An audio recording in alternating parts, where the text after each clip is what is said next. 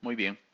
Ahora analizaremos el ejemplo 1 de la presentación, donde se me pide diseñar un circuito digital para monitorizar el nivel de agua de un tanque. Para eso utilizaré dos sensores de nivel.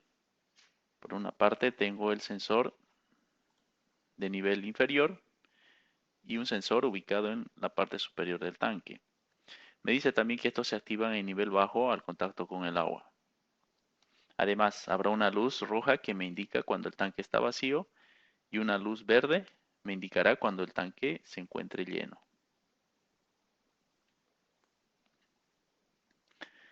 Entonces necesito analizar la lógica que tienen las entradas y las salidas.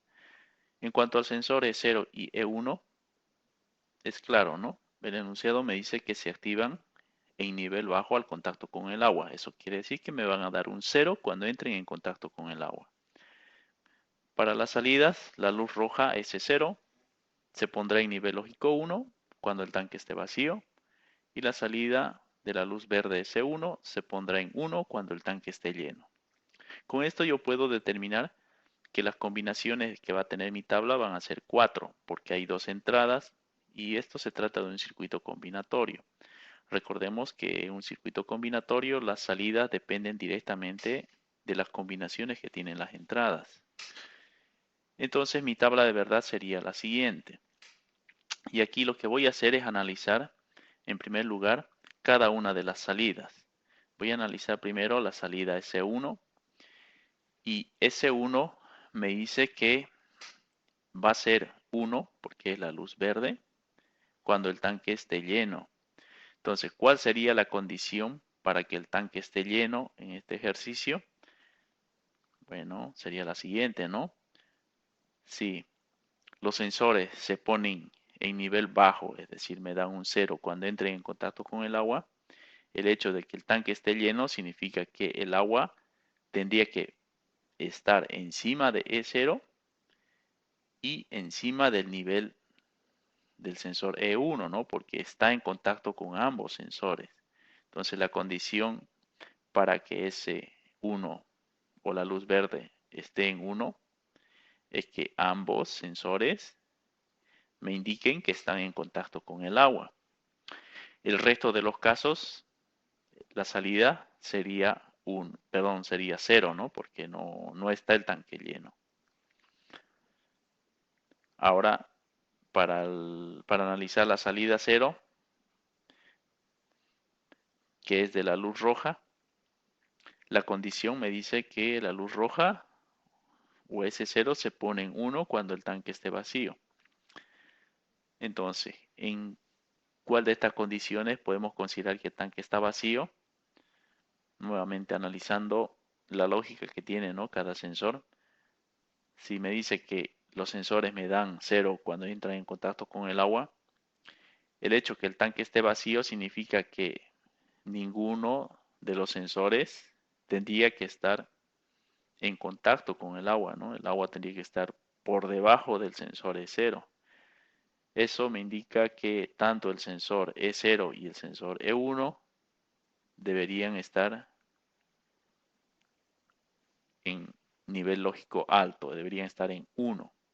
Y en esa condición es que la salida se tendría que colocar en nivel alto, es decir, me indica que el tanque esté vacío. Con esto yo completo mi tabla de verdad, ¿no? Y mi tabla es clara.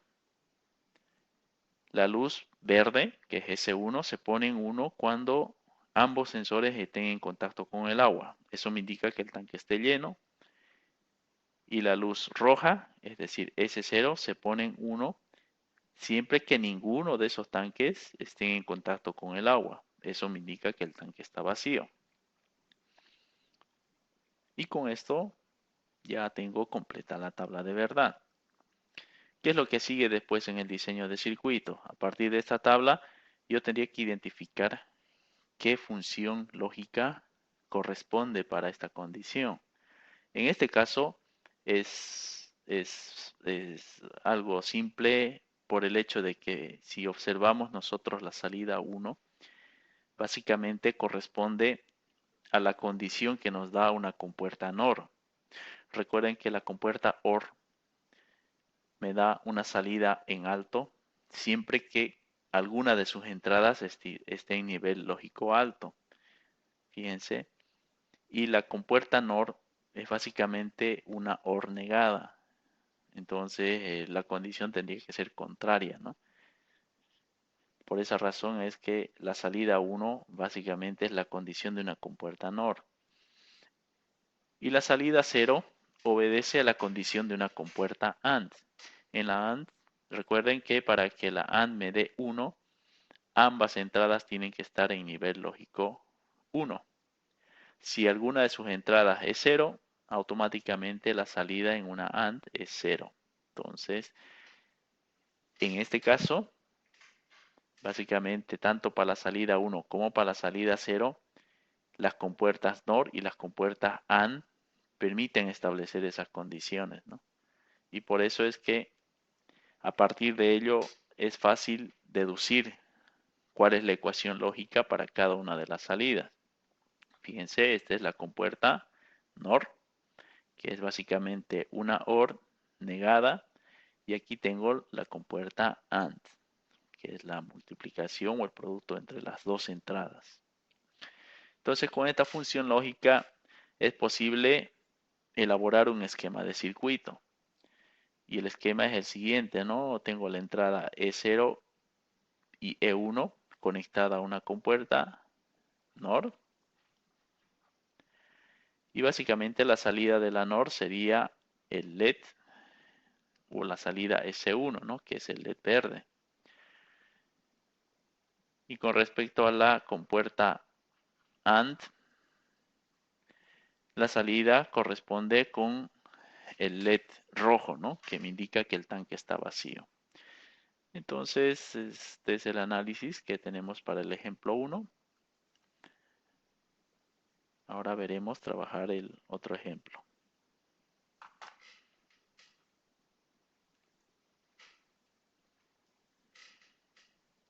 2, que básicamente es el mismo ejercicio del ejemplo 1, solo que se adiciona un pulsador, ¿no? El pulsador me va a permitir controlar una bomba de agua y llenar el tanque, pero sin exceder el nivel máximo. Para eso vuelvo a analizar las condiciones o la lógica que tienen las entradas. En el caso del sensor E0 y E1, la condición es la misma, ¿no? Van a dar un nivel lógico bajo o 0 cuando entren en contacto con el agua. La luz roja se activará o se pondrá en nivel lógico alto cuando el tanque esté vacío y la luz verde cuando el tanque esté lleno. El pulsador E2 se colocará en nivel alto cuando se presione y la bomba se pondrá en nivel alto cuando se llene el tanque o cuando se va a llenar el tanque, es decir, cuando se encienda el motor.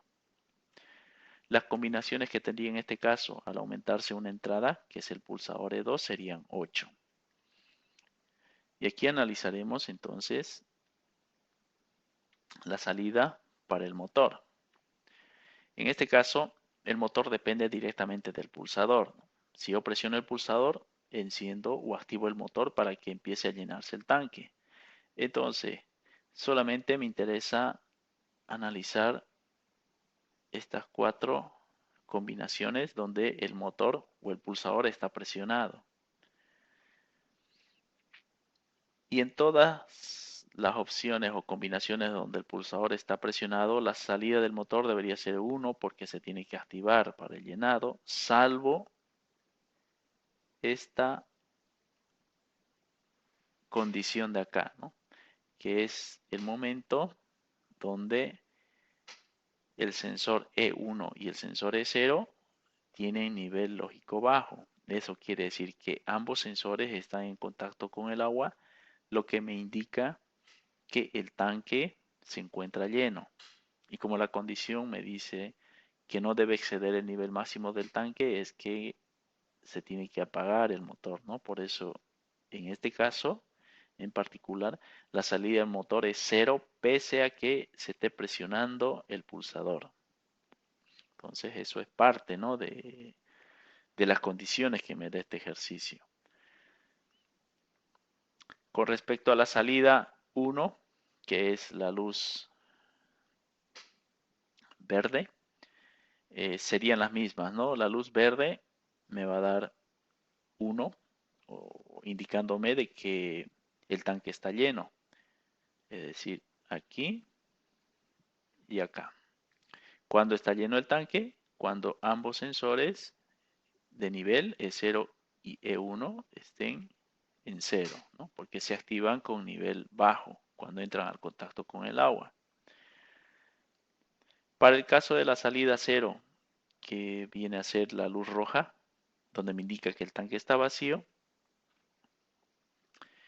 la condición sería que ninguno de los sensores esté en contacto con el agua, es decir, que ambos estén con nivel 1,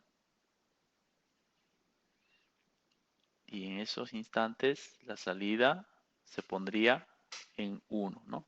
O en nivel lógico alto.